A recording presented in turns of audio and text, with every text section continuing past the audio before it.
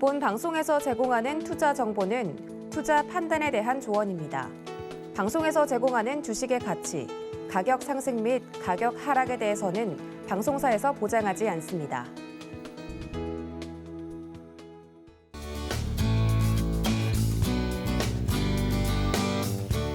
네, 시청자 여러분 안녕하십니까? 천명입니다. 어느덧 추분, 어제 추분이었죠. 추분이 지나고 이제 가을이 성큼성큼 우리 곁으로 다가오고 있는 것 같습니다. 지난 주말만이라도 날씨가 많이 추웠죠. 저도 사촌 여동생이 이제 결혼식을 하는 바람에 춘천을 잠깐 다녀왔는데 상당히 더웠습니다. 그 더운 날씨가 며칠 사이에 무색하게 성큼 시원하고 선선한 바람이 다가오는 걸 피부로 너무나도 느낍니다. 그리고 또 이제 어떻게 됐든 또 좋은 소식이 또 하나 있죠. 바이든 대통령이 이제 팬데믹의 어떤 종료를 선언하는 그런 기쁜 소식도 있었습니다. 자, 그리고 또 환절기예요. 가을이 또 이제 바뀌면서 환절기라 보니까 일교차가 상당히 심하죠. 그죠? 이럴 때일수록 더 건강 관리 잘 하시고요. 또 이게 또 팬데믹을 이어질 수 있는 또 낭패를 또 볼 수가 있으니까 항상 건강 관리 잘 하시면서 슬기로운 가을에 초입에서 잘 맞이하시기를 바라마지 않겠습니다. 자, 오늘은 우리가 이제 파생 상품 거래 시 최소한 우리가 이것만은 좀 알고 넘어가야 되겠다라는 주제를 가지고 1시간 동안 말씀을 좀 드리겠습니다. 자, 기본적으로 이제 그 파생 상품이 우리가 이제 일반 분들이 투자하는 게 두 가지가 있죠. 국내 코스피 200, 국내 선물이라고 하죠. 그죠? 자, 그 다음에 이제 해외 선물. 국내 선물은 뭐 한 종류밖에 없는 거고. 자, 해외 선물은 종류가 상당히 많아요. 그죠? 그걸 다 할 수는 없습니다. 물론 저는 26년 동안 요 파생 시장에서 계속 몸을 담으면서 거의 해외 선물 모든 종목을 제가 투자를 한번 해봤습니다. 왜냐하면 제가 또 이런 쪽에 또 전문가다 보니까 또 테스트도 해보고 이것저것 해봤는데 이제 기본적으로 우리가 사용하는 투자하는 상품들이 있죠. 뭐 이렇게 제일 나스닥, 그죠? 그 다음에 이제 뭐 오일, 골드, 그다음에 이제 S&P 아마 그 정도일 거라고 저는 예상을 합니다. 그 외에 이제 뭐 통화 있죠. 뭐 유로 FX 그런 것들 등등 상품을 하는데, 자, 이거를 우리가 이제 투자를 함에 있어서 이거를 이게 30년 동안 어땠습니까? 30년 동안 90년대부터 30년 동안은 어땠어요? 인플레이션이 거의 없었죠. 그죠? 거의 없다 보니까 이제 돈을 풀거나 아니면 금리를 제로 금리로 해서 V자 반등을 하면서 경기들을 계속 부양시켜 나왔어요. 대표적인 게 우리가 이제 IMF, 그죠? 그 다음에 이제 닷컴 버블, 2000년대 초반때, 그 다음에 이제 2008년, 2009년 글로벌 금융위기, 그죠? 어떻게 보면 이제 한 30년 동안에 팬데믹도 있네, 그죠? 팬데믹. 어떻게든 네 번의 어떤 실현의 이제 시간들이 좀 있었지만 결국엔 이제 서두에 말씀드린 대로 V자 반등을 통해서 경기가 물론 시간이 좀 걸렸지만 다시 주식의 어떤 상승의 모멘텀을 그렇게 만들어지는 시간들을 많이 우리가 겪어왔습니다. 자, 그런데 지금은 상황이 좀 어떻느냐. 과거 30년에는 우리가 봐야 될 것들이 그렇게 많지는 않았어요. 그런데 이제 팬데믹이 터지고 나서 지금 2022년 2월에 이제 우크라이나 러시아 전쟁이 지금 발발을 했어요. 그때부터 어쩌면 그 전부터 계속 봐왔어야 될 것들이 있었어요. 투자를 함에 있어서.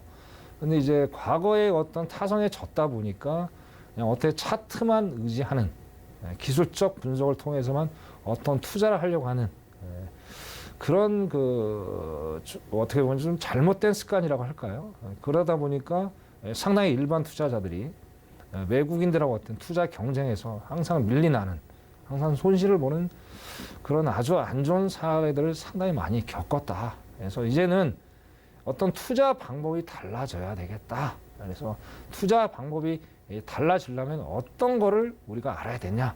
그런 주제를 가지고 오늘 한 말씀 좀 드리겠습니다. 자, 첫 번째 이제 달러 인덱스예요. 달러 인덱스. 자, 달러 인덱스가 뭐냐? 자, 달러 인덱스라는 거는 이제 6개, 6개국 통화, 이 기축통화국은 4개 나라예요. 기축통화국하고 6개 통화국하고 헷갈리시면 안 됩니다. 그래서 자, 6개 통화, 여기 보시면 이제 유럽이 있고, 일본, 영국, 파운드, 캐나다 달러, 스웨덴 크로나, 스위스 프랑이에요. 자, 이 6개국하고 이제 달러하고 어떤 가치 평가를, 그러니까 달러의 가치가 어느 정도인지를 보여주는 지표예요. 그래서 상당히 이게 지금 중요한 지표입니다. 자, 달러 인덱스, 그러니까 달러 가치가 올라간다는 거는 어떻습니까? 지금 6개국 통화의 값어치가 떨어진다는 거죠. 자, 그러면 어떻게 해요? 일단은 주가는 하락을 할 수밖에 없는 상황입니다. 그래서 지금 상당히 이제 9월 달에 이슈가 많이 되고 있죠. 8월부터. 8월 우리 잭슨홀 밀팅 8월 26일 날 있었습니다. 그죠? 자, 그 전에도 그런 이슈가 있었고, 어쨌든 8월 26일 날을 기점으로 해서 달러 인덱스는 상당히 바라봐야 될 가장 중요한 키포인트다.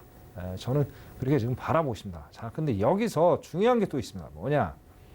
자, 6개국 통화라고 해서 다 우리가 어떤 비교를 할 필요는 전혀 없겠다라는 말씀을 분명히 드립니다. 자, 여기 비중이라는 게 있어요. 여기 비중 보시면, 자, 여기 57.6% 유로가 이 비중이 57.6%예요. 그다음에 엔화가 뭐 13%, 영국 파운드가 한 11%, 캐나다 9%, 뭐 스위스 12.4%, 스위스 프랑 3%인데, 자, 다른 나라는 거의 비교를 하실 필요가 없습니다. 유로가 간단하게 해서 간단합니다. 이거는 뭐 달러 인덱스가 복잡하게 생각하실 필요가 전혀 없으세요. 자, 달러가 올라가면 유로는 일단 하락을 하는 거고, 그죠? 그 다음에 유로가 상승을 하면 달러 인덱스는 하락을 한다. 그래서 정반대로 움직인다. 요거를 자꾸 보시면서 어떤 투자 전략을 가지고 가셔야 되겠다. 그렇게 제가 말씀을 좀 드릴게요. 자, 그럼 실시간으로 돌아가고 있는 그런 상황을 잠깐 좀 보셔야 되겠죠. 그래서 실시간으로 돌아가는 상황들을 제가 좀 표를 통해서 좀 설명을 좀 드리겠습니다. 자, 현재 보면 이제 그 계속, 그죠?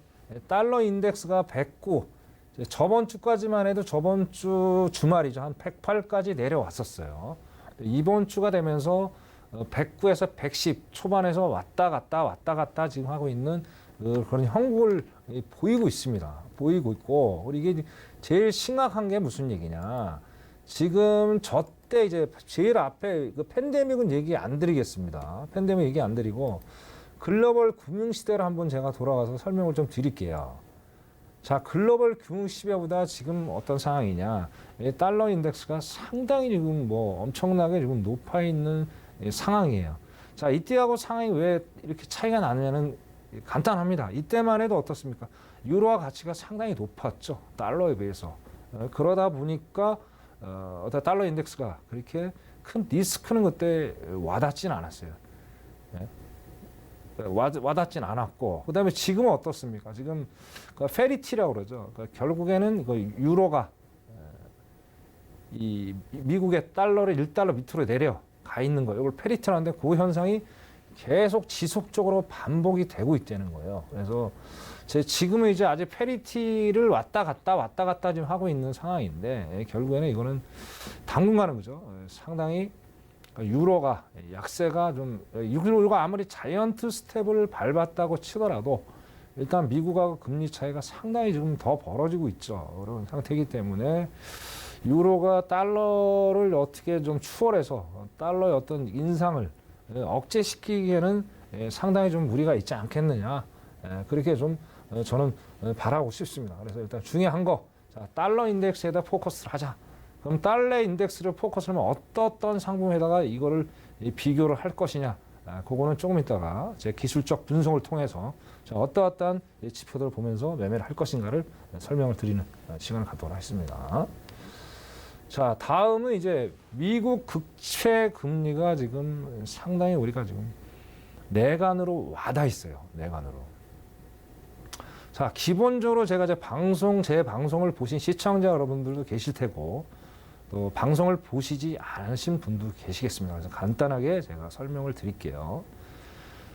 자, 지금 기준금리, 그죠? 미국의 기준금리에 따라서 가장 민감하게 반응하는 게 2년 만기 국채 금리예요. 미국, 한국 아닙니다. 미국.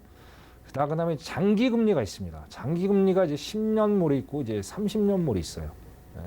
10년물은 이제 모기지론하고 학자금 대출의 기준 금리가 되는 거예요. 30년은 이제 초장기 이제 모기지론 금리가 되는 거고. 자, 기본적으로 우리가 어떻습니까? 장기적으로 은행에서 돈을 빌리려면, 자, 은행의 입장에서는 어떻습니까? 자, 리스크를 감수를 해야 되겠죠. 장기적으로 빌려주다 보니까, 그죠? 자, 그럼 당연히 단기보다 금리가 높을 수밖에 없어요. 그죠? 그럼 높을 수밖에 없는데, 자, 기본적으로 우리 봤을 때 단기 금리가 장기 금리 밑에 있어야지 정상인 상황인 거예요. 그죠?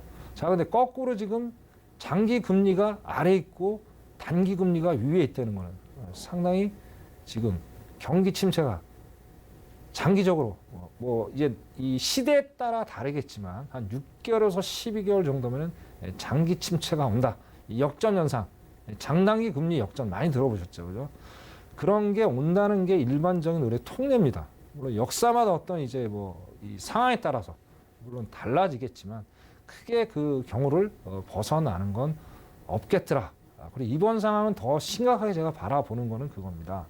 자, 아까 서두에 말씀드렸듯이 자, 30년 동안 어땠습니까? 인플레이션이 없었어요. 그죠? 그리고 이게 금리가 이렇게 세지도 않았어요. 자, 지금은 고금리입니다. 고금리에다가 인플레이션, 강한 물가 상승률. 자, 상황이 완전히 배경이 완전히 다르죠. 그렇기 때문에 어쩌면 더 빠르게 우리의 공포스러운 시장이 다가올 수 있겠다. 그래서 제 금리를 보면서 상당히 제가 요즘에 당혹감을 많이 느낍니다. 실례를 들어서 2008년 글로벌 금융위기 때 거의 단기 금리가 10년물, 그죠? 10년 한 3.4%, 3.5%, 4%대까지 왔다 갔다 했는데 지금 거기까지 지금 올라와 있는 상태예요. 그래서 만약에 이게 제가 보기에는 연말까지 자, 11월, 12월 FOMC 또 회의가 더 남아 있습니다. 그죠? 자, 일단은 그때 또 금리를 어떻게든 무조건 올려야 될 겁니다. 자, 올리게 되면 이게 지속적으로 어떤 하방으로 내려갈 요지는 제가 보기에는 희박하지 않겠느냐. 그렇게 바라보고 있습니다. 그래서 이 국채 금리도 상당히 우리가 봐야 될 지표 중에 하나다. 이렇게 말씀을 드리고요. 자, 장단기 금리 역전이 됐던 거는 이제 뭐 과거에 뭐 자주 있었지만 요 근래에 있었던 건 4월 초에 2년하고 10년물에 잠깐 역전 현상이 있었어요. 역전 현상이 있었다가 이제 7월 달, 또 8월 달에 자주 발생을 했다는 거예요. 근데 여기서 우리가 유념해서 봐야 될 게 있습니다. 3개월물입니다. 3개월물. 자, 3개월물이 지금 어떠냐면 7, 8, 9, 그죠? 7, 8, 9월 달 동안 계속 어쩌면 6월 달, 4월 달부터라고 봐야 될 것 같네요. 자, 그때부터 계속 상방에 지금 놓여 있다는 거예요.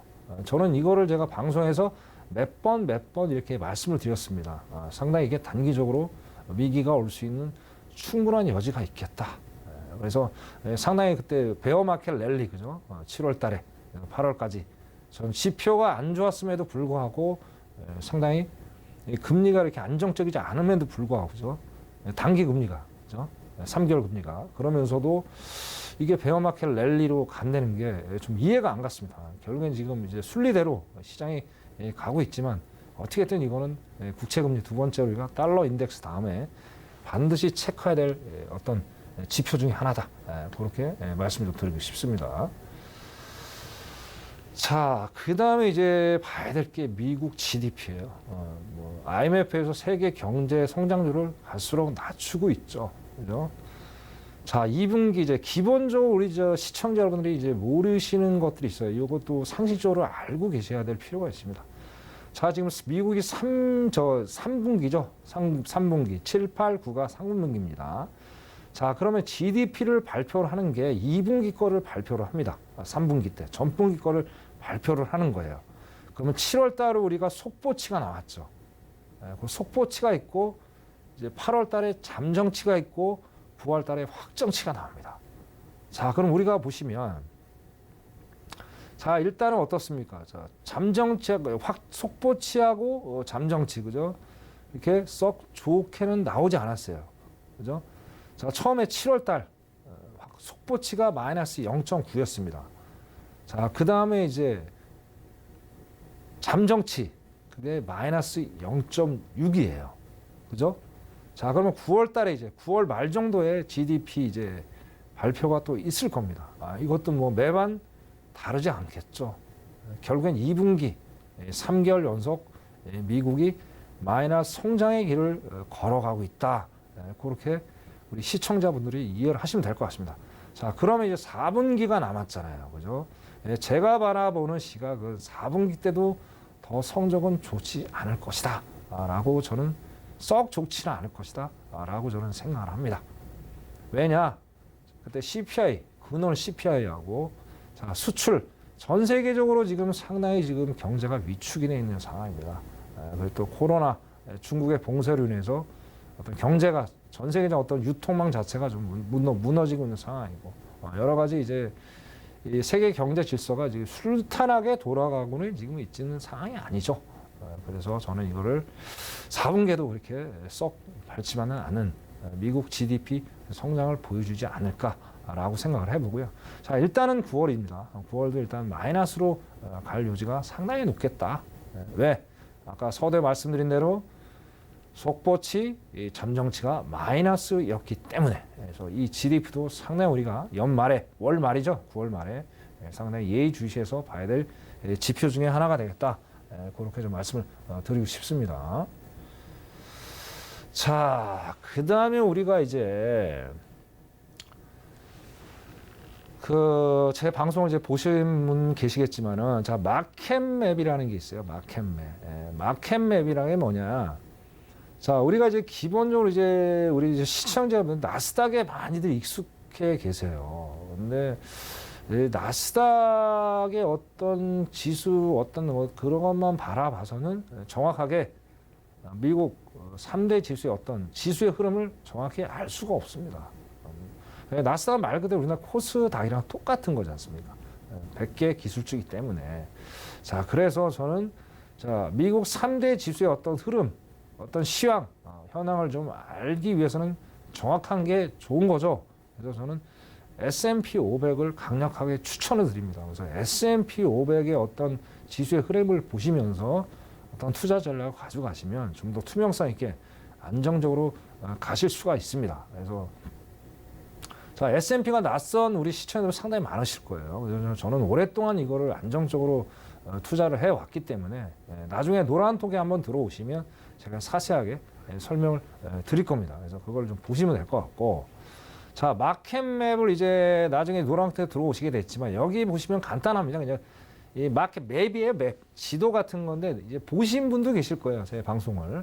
자, 네모 박스로 돼 있어 갖고 이제 그 회사, 큰 회사들은 좀 이 네모칸이 좀 크게 좀 나옵니다.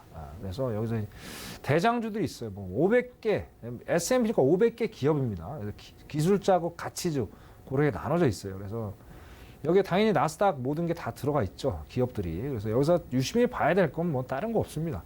자, 마이크로소프트하고 이제 뭐 애플, 그다음에 구글, 그다음에 아마존, 뭐 테슬라, 뭐 월마트 요 정도가 될 것 같아요. 그런데 이제 자, 기본적으로 우리가 이제 시가총이나 어떤 이 기업의 가치를 봤을 때는 마이크로소프트하고 애플이 상당히 더 테슬라보다는 가치가 더 있어요.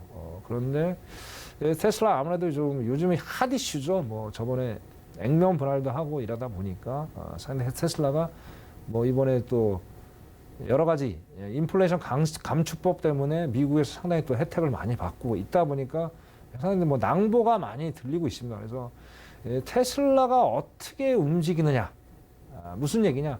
테슬라가 그날 상방으로 가느냐, 하방으로 가느냐에 따라서 어떤 나스닥 외 3대 지수, S&P, 다우 이게 움직이더라고요, 보면은. 그래서 테슬라를 우리가 이제 마켓맵을 좀 실시간으로 항상 봅니다. 그래서 실시간으로 활용하셔갖고, 자, 미국장이 열리는 한 10분이나 15분 있다가 실시간으로 데이터가 보여줄 거예요. 약간 이제 딜레이 타임이 있거든요. 그래서 이거를 실시간으로 보시면서 어떤 투자 전략을 짜신다면은 상당히 유용한 자료가 될 것이다. 그렇게 제가 말씀을 드립니다. 그래서 다시 한 말씀 테슬라를 유념 있게 보셔야 돼요. 그래서 뭐 테슬라를 뭐 투자하고 안 하고는 이제 거기까지는 제가 드릴 말씀은 아닌 것 같고요.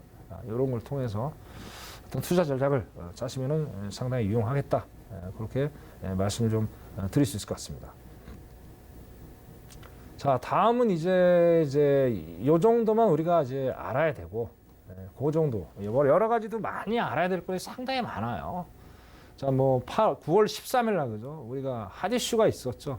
CPI 예상보다 높게 나오다 보니까 뭐 8.3%, 뭐 8.3%보다 물가 상승률 8.3%보다 더 중요한 게 근원 CPI라고 제가 몇 번이고 말씀을 드렸습니다. 몇 달 전부터 그죠? 거기에 대해서 상당히 결국엔 반응을 이번에 세게 했죠. 6.3%가 나오는 바람에 엄청난 5%가 넘는 나스닥이 몇 개월 내에 몇 년 만에 엄청난 하락장을 연출을 했습니다. 그래서 CPI들 상당히 우리가 깊게 봐야 될 것들도 있고요. PPI도 그렇고 여러 가지가 있는데 그거는 나중에 또 이제 제가 생방송을 하면서 자세하게 또 시간이 되면 설명을 드리는 시간을 갖도록 하겠고요. 아까 이제 총 정리를 해보겠습니다. 자, 일단 달러 인덱스를 무조건 알아야 되겠다. 흐름 어려운 거 없습니다. 자, 달러 인덱스 이제 뭐 인터넷 뒤져보시면 여러 가지 지표들 잘 나오는 회사들이 많이 있습니다. 그것도 잘 모르겠다. 그러면 저 아까 노란톡에 들어오셔서 천명님 어떤 거 보면 될까요? 물어보시면 제가 자세하게 또 설명을 해드리겠습니다. 자, 두 번째 이제 미국 국채금리 이것도 마찬가지 저한테 물어보시면 제가 자세하게 설명을 해드릴 거예요. 자, 그다음에 GDP 이거 마찬가지 CPI 요 정도는 우리가 알고 최소한 투자 전략을 짜야 되겠다. 안 그러면 상당히 낭패를 볼 수가 있겠다. 그렇게 총 정리를 해 보겠습니다. 마켓 맵도 마찬가지고요. 그죠? 자, 다음은 이제 요 정도를 알고 자, 그러면 어떻게 우리가 투자를 해야 될 것이냐가 중요하겠죠. 자, 제가 방송할 때 누누이 드리는 말씀이 있습니다. 자, 시향이 먼저냐, 차트가 먼저냐? 저는 당연히 시향이 먼저라고 생각합니다. 왜? 일단 경제 흐름, 추세라고 그러죠. 추세, 그죠? 자, 추세를 어떻게 차트로 분석이 되나요? 그죠? 뭐 간단한 겁니다. 지금 일단 지금 경기 안 좋잖아요. 그럼 주식은 내려가는 거잖아요. 그럼 추세는 하방이잖아요. 그죠? 차트가 그걸 보여줄 수도 있죠. 우리가 이제 거시적으로 우리가 볼 수가 있잖아요. 여러 가지 뭐 정보들을 통해서. 그죠? 자, 그걸 가지고 이제 진입하기 위한 차트는 도구로 삼아야 된다. 즉, 주객이 전도가 되면 안 된다는 얘기를 제가 다시 한번 강조를 드립니다. 그래서 절대로 시향을 먼저 파악을 하고 나서 차트를 보셔야 돼요. 차트를만 보고 시향을 안 본다. 그럼 100%안 좋은 결과를 초래합니다. 그래서 절대 그런 무모한 짓은 절대 하시면 안 된다. 제가 말씀을 분명히 드리겠습니다. 자, 그러면 일단 먼저 우리가 이제 가장 우리 시청자들 관심을 많이 갖는 종목이 그죠? 나스닥이죠. 나스닥에 대해서 제가 기술적 분석을 장기적으로 한번 해보겠습니다. 향후 어디까지 우리가 얘를 하락을 할 것이냐? 저는 이제 상승은 안 한다고 생각을 합니다. 올 연말까지 얼마까지 내려갈지는 모르겠으나 일단 연말까지는 저는 하락성으로 지금 바라보고 있다. 그렇게 말씀 좀 드리겠습니다. 자, 우선 먼저 연 저점이 이제 6월 16일 날 있었어요. 연 저점이 그때 연 저점이 11,135였습니다. 11,135. 자, 그러면서 계속 이제 뭐 여기서 이제 7월 정도 그죠? 베어마켓 랠리가 형성이 되면서 그죠? 계속 올라갔어요. 저기 잭슨홀 미팅 전까지 올라갔죠. 그죠? 자, 올라가다 결국에는 어떻습니까? 8월 한 중순까지 올라갔네요. 8월 중순까지 올라가다 결국엔 잭슨홀 미팅 때 완전한 하락장을 내줬죠. 그죠? 그래서 지금 제가 일봉상 보니까 지금 상황이 비슷하게 연출이 되더라는 얘기예요. 자, 무슨 얘기냐? 자, 여기 보시면 자, 6월 초부터 6월 중순까지 그죠? 6월 초부터 6월, 그러니까 6월, 5월 말에서 6월 한 10일 정도, 2, 3일 정도까지 강력한 어떤 횡보장이 연출이 됐어요. 뭐 지금 그래서 여기 보니까 지금 8월 달도 한 요 비슷한 형국이 연출이 되다가 폭락장이 연출이 됐습니다. 그러면서 연저점을 확인을 시켰고, 여기도 지금 다시 한번 내려왔다가 약간 반등을 줬는데 결국에는 9월 6일까지 내려왔다가, 그죠? 그다음에 9월 12일까지 약간 반등을 주다가 결국엔 13일 날 CPI 때 5%가 넘게 있는 하락장이 연출하면서 추세가 완전히 바뀌어 버렸습니다. 근데 이 상황이 지금 여기하고 상황이 완전히 지금 다른 상황이 여기서 보여지는 거예요. 무슨 얘기냐? 자, 기본적으로 저는 이제 일목균형표 가지고 여러분들 장기적으로 설명을 드리는데, 자, MACD 추세선에서 가장 신빙성 있고 신뢰가 있는 그런 자료입니다. 그러니까 요거를 우리 시청자들 많이 활용을 잘 하시면은요, 이 투자하는데 상당히 도움이 많이 되실 수 있을 겁니다. 그래서 요거를 보시면, 제가 보니까 자, 얘가 연저점을 찍고 한 3, 4일 정도 있다가 추세가 바뀌어 버렸어요. 그러면서 8월 중순까지 계속 상승으로 가다가 8월 중순 이후부터 이제 추세가 하방으로 꺾였다는 거예요. 자, 그러면 제가 여기서 보는 거는 연저점을 이번 주에 충분히 돌파할 수도 있겠다라고 저는 이번 주가 만약 안 된다, 그럼 다음 주라도 충분히 저는 돌파할 여지가 있겠다, 저는 이렇게 말씀을 드립니다. 무슨 얘기냐? 자, 아직까지 그 MACD 추세가 상승으로 갈 수 있는 어떤 모멘텀이 전혀 없어요. 재료가 없습니다. 뻥 뚫려 있습니다. 그래서 만약에 이게 11,000이 이상이 깨지면은 저 만두 갈 날이 얼마 남지 않았다라고 봅니다. 그래서 자, 이것도 이제 S&P도 뭐 동일합니다. S&P도 뭐 동일하기 때문에 별도로 제가 S&P는 보여드리지 않겠습니다. 다우도 동일하게 이 지수가 변동폭의 차이가 있을 뿐이지 결국에 어떤 흐름 자체는 동일하게 가기 때문에 나스닥만 제가 가지고 설명을 드릴게요. 그래서 자, 그래서 이렇게 가는 상태. 자, 그럼 여기서 우리가 아까 말씀하신 서두에 우리가 공부했던 것들 있죠. 자, 어떤 걸 봐야 되느냐? 달러 인덱스만 보시면 돼요. 달러 인덱스하고 국채 금리, 그죠? 자, 일단 국채 금리 달러 인덱스가 올라간다는 얘기는 일단은 어떻게 돼요? 일단 달러 가치가 어떤 국채 금리가 자꾸 올라가다 보니까 자, 달러 가치가 올라가는 거 아니에요.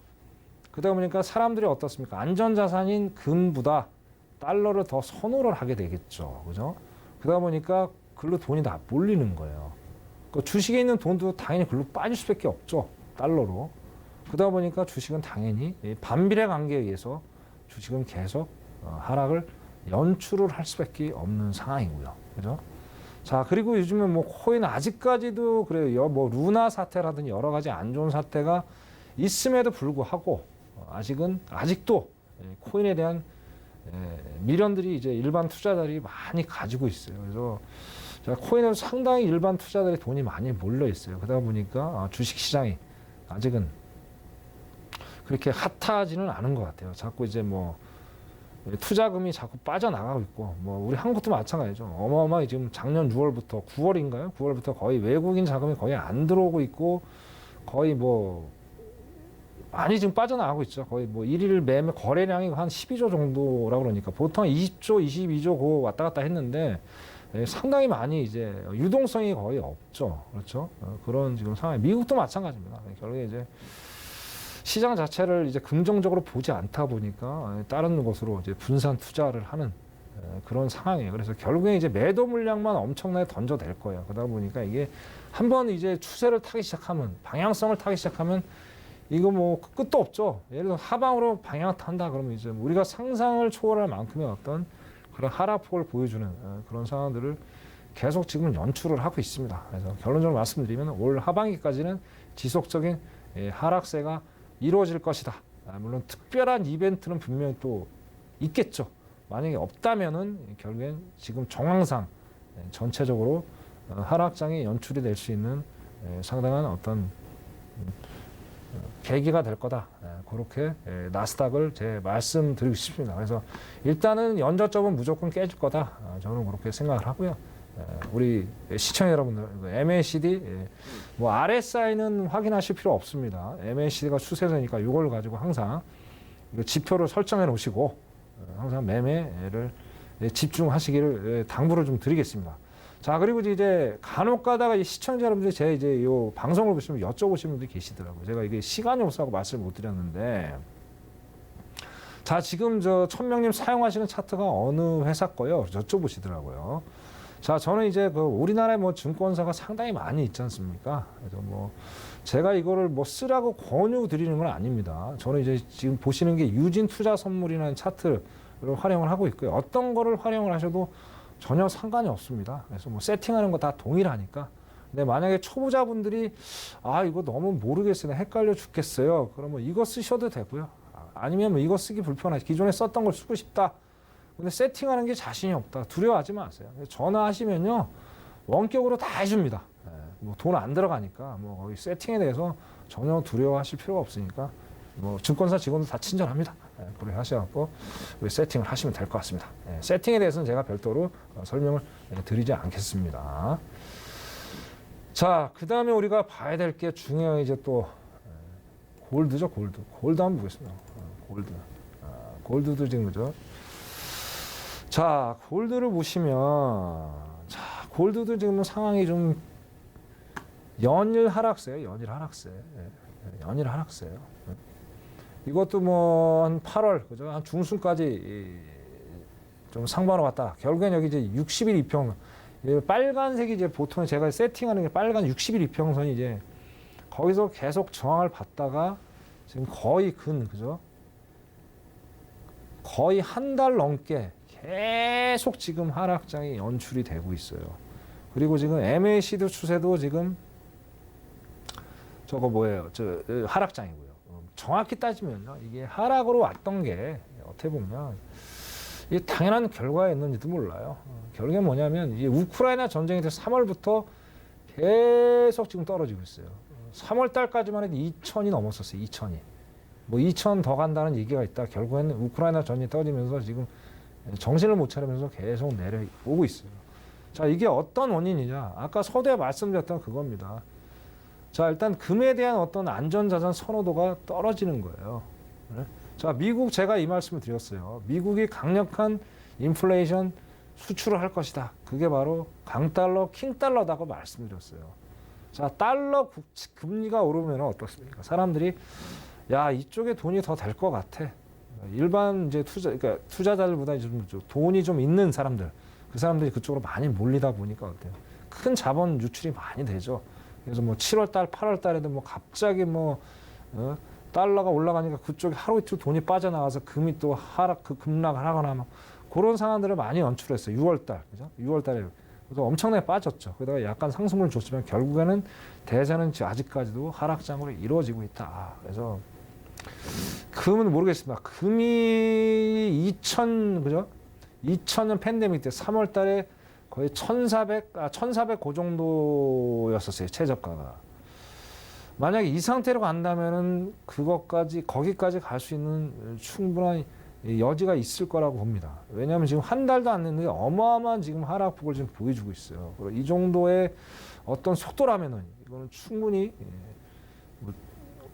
오히려 그죠? 오히려 저 나스닥보다 그죠? 더 빨리 팬데믹 이전 가격으로 갈 수 있는 여지가 충분히 있어요. 그러니까 맥을 지금 전혀 금을 못 추고 있습니다. 달러, 국채 금리. 그러니까 하나라도 어떤 이제 예를 들어서 금리라도 좀 국채 금리라도 조금 낮아지면 얘가 어떻게 좀 상승에 대한 모멘텀을 좀 기대를 해보겠는데 둘 다 같이 오르고 있죠. 둘 다. 거기다 또 유로 어땠습니까? 0.75로 자이언트 스텝을 밟았어요. 자, 유로 국채 금리도 지금 상당히 높게 3%가 넘게 지금 뛰고 있어요. 우리나라도 마찬가지. 우리나라도 지금 장단기 금리 역전 지금 발생을 했어요. 그죠? 그럼 전 세계적으로 지금 금리를 계속 올려버리니까, 그죠? 국채 금리가 계속 높게 뛰는 거예요. 그럼 사람들은 어떻습니까? 다 국채 금리나 달러, 기축 통화 쪽으로 돈이 다 몰릴 수밖에 없는 단기적으로, 그죠? 빨리 이제 돈을 벌어야 되는 거예요. 사람들이. 요즘 시대가 빨리 변하잖아요. 그러다 보니까 그것 때문에 어떤 이 금에 대한 가치가 희소성이 자꾸 떨어지고 있는 게 아닌가라는 생각이 저는 듭니다. 그래서 자, 지금 제가 MACD를 살펴보니까 자, 8월 10일부터 계속 하락장이 이어지고 있습니다. 이어지기 때문에 이거는 당분간 저점, 제가 보기에는 아까 뭐 말씀드린 대로 팬데믹 때 1,400 거기까지도 충분히 갈 수 열어놔야 되겠다. 그래서 여기서 가야 될 관전 포인트, 아까 달러만 보시면 됩니다. 물론 금리도 중요하지만 달러, 이제 유로 달러, 유로하고 미국 달러하고 비교를 하시면서, 그죠? 일단 달러 가치가 무조건 높아야 됩니다. 그래서 어설프게 움직일 때 거기 들어가시면은 100% 낭패를 봅니다. 그래서 정확한 어떤 시그널을 보시고 그러고 나서 어떤 투자 결정을 짜지 않으시면요, 큰 낭패를 볼 수가 있어요. 왜냐하면 이 금이라는 게 뭐 해보신 우리 시청자분은 뭐 계시겠지만 순간적으로 변동폭이 상당히 올 수가 있어요. 그때는 정말 이 견딜 수 없는 이 공포스러운 장애부터 금이 또 그런 역할을 해줍니다. 그래서 자, 그거 자신이 없다. 뭐 아까도 말씀드렸듯이 오십시오. 노란테 오시면 저는 이거 아까 이 모든 상품들을 제가 우리 이제 시청자 여러분들하고 투자를 매일매일 하고 있으니까 뭐 저만 믿고 오시면 어떤 길라잡이가 제가 충분히 대드릴 수 있을 거라고 그렇게 생각을 합니다. 그래서 자, 결론적으로 금, 달러 인덱스 항상 확인하시고 어떤 투자 전략을 짜가라. 그렇게 말씀을 좀 드리고 싶습니다. 자, 다음은 마지막으로 오일을 한번 보겠습니다. 오일. 자, 오일도 요즘에 참 오일이, 그죠? 참, 제가 26년 동안 이 시장에 머물면서 요즘같이, 그죠? 요즘같이 이렇게 오일이 투자하기 어려운 상품이라는 걸 요즘 새삼스럽게 너무 많이 느낍니다. 너무 많이 느껴요. 그러니까 오일을 바라봐야 될 어떤 시장이 너무 많아요. 우선 이제 중국 코로나 봉쇄. 자, 코로나 봉쇄되면은 또 소비를 별로 안 할 거다. 소비 위축에서 또 떨어지고. 또 청도 엊그제 또 완화됐다고 그러잖아요. 봉쇄 완화. 그것도 오른다고 얘기를 하고. 자, 그리고 달러가 오르면 또 기본적으로 어떻게 해요? 원유 가격이 이론적으로는 내려가게 돼 있어요. 내려가는데 지금 뭐 달러가 오르는 건 뭡니까? 결국엔 경기 침체가 올 수 있다는 거죠. 그런 거로 또 유가가 또 내리고. 또 계절적인 요인 때문에 소비량이 많아서 유가가 또 오를 수 있을 것 같다. 그런 얘기하고 있고. 그 다음에 이란 핵 협상 있잖아요. 그죠? 자, 이란 핵 협상이 지금 유럽에서 좀 약간 부정적으로 보고 있죠. 그죠? 이란의 의중을 모르겠다. 이게 진정성이 있는 어떤 협의를 도출해내는 건지 모르겠다. 퀘션이다. 그러면서 거기서 또 부정적인 얘기가 또 나오고 있고. 그러니까 어떻게 보면 이제 굿뉴스, 배드뉴스에 혼재 있다 보니까 이게 오일을 투자하기가 너무나도 지금 힘들어요. 네? 그죠? 그래서 저도 이제 뭐 시청자분들하고 이제 매일매일 매매를 하는데 오일은 웬만한 확실한 찬스가 아니면 제가 건드리지를 않으려고 상당히 노력을 많이 합니다. 노력을 많이 하기 때문에. 그런데도 또 우리가 이걸 또 투자를 안 할 수는 없잖아요. 그죠?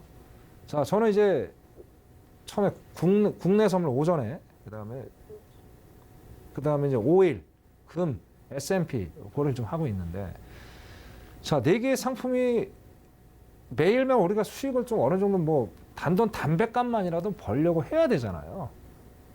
근데 하나만 할 수는 없단 말이에요. 그래서 오일을 또 안 할 수는 없어요. 찬스가 오면 또 매매를 해야 되기 때문에. 그래서 이것도 우리가 복잡 다양하지만 어느 정도 제가 한 10일 정도를 지켜보니까 어떤 결과치가 대충은 나오는 것 같다는 생각이 들어요. 일단 굿뉴스, 배드뉴스는 거두절미하고요. 제 기술적 분석으로 바라보니까 자, 80달러에서 90달러 내에서 계속 지금 박스권에서 움직이고 있어요. 그래서 만약에 정말 그 아주 이슈가 될 수 있는 굿뉴스가 나온다면 80달러 밑으로 떨어지면, 그죠?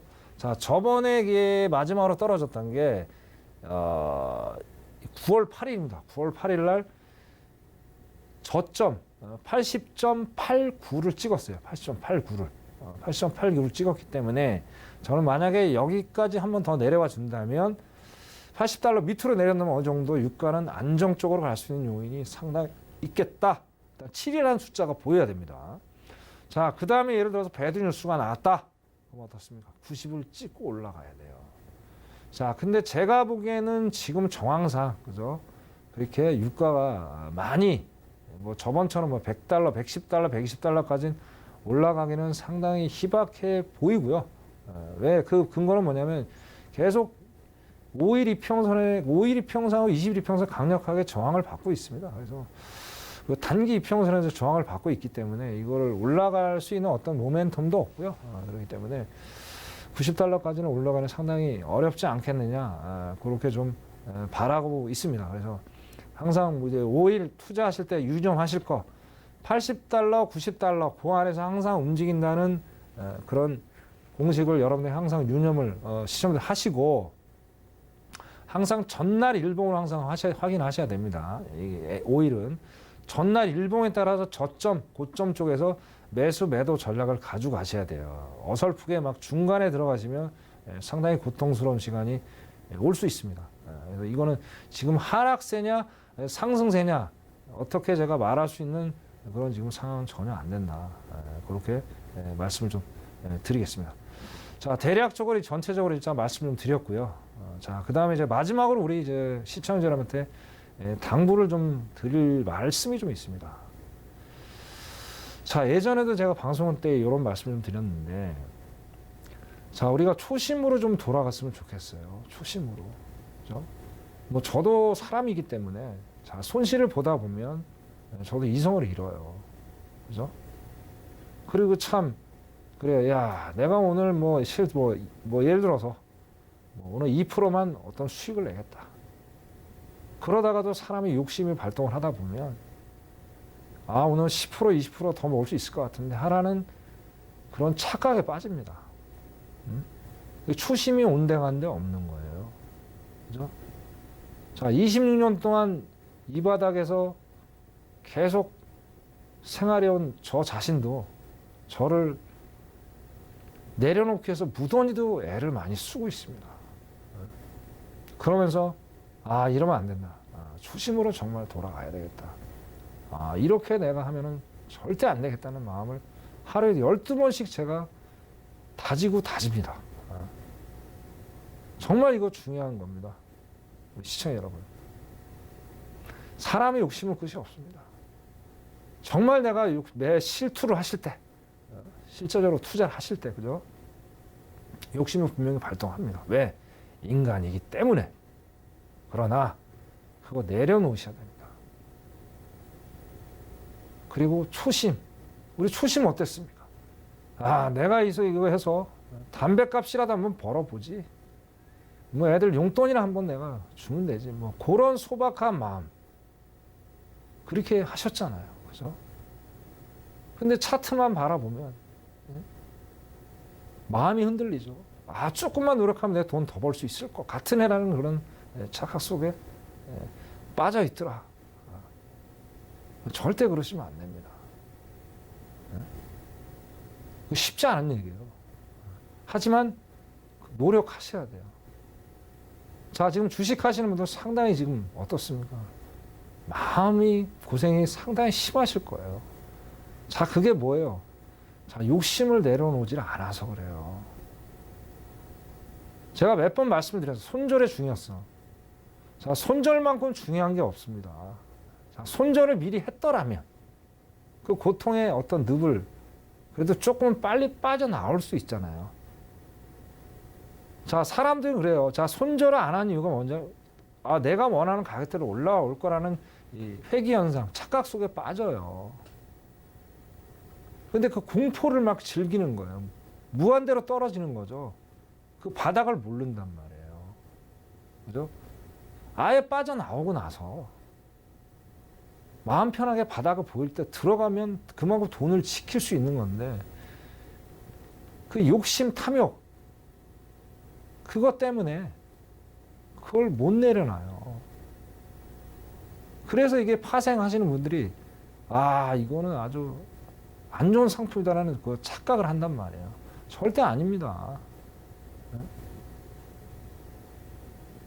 손절 관리, 리스크 관리만 잘하면요, 탐욕 욕심 다 버리면요, 충분히 이거 수익을 낼 수 있는 안정적인 상품이라는 걸 제가 다시 한번 강조드리고 말씀을 드릴 테니까 절대로 모든 거 다 내려놓으시고 초심으로 돌아가서 그죠?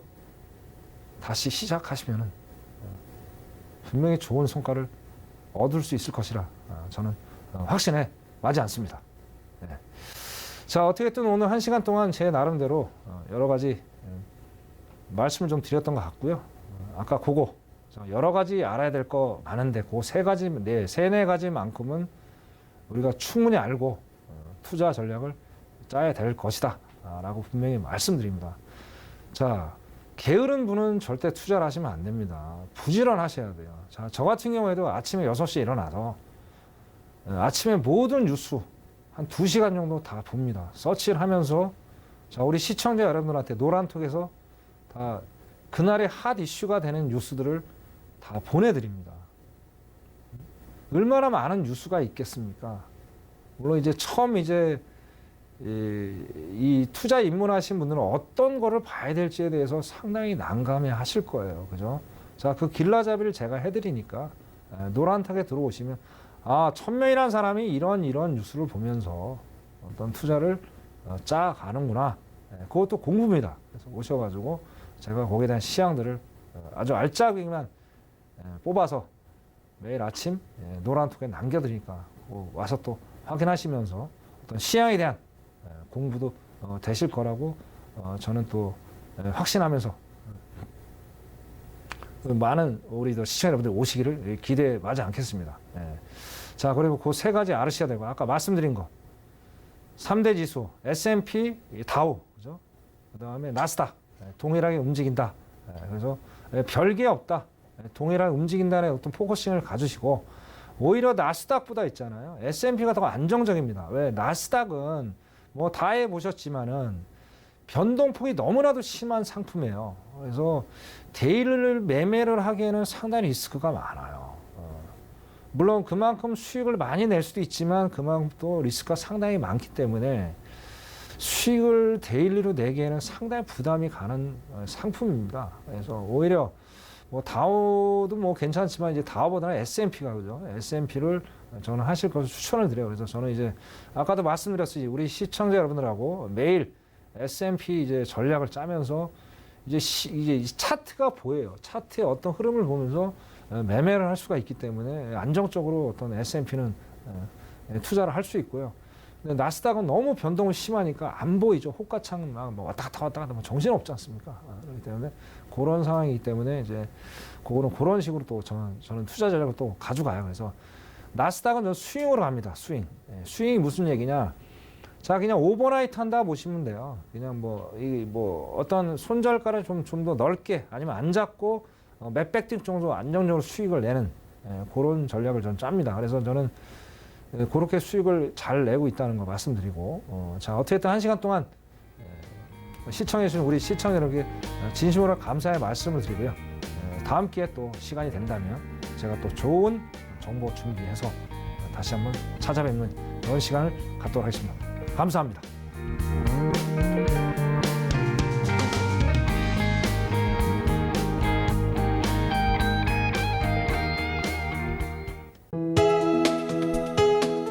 본 방송에서 제공하는 투자 정보는 투자 판단에 대한 조언입니다.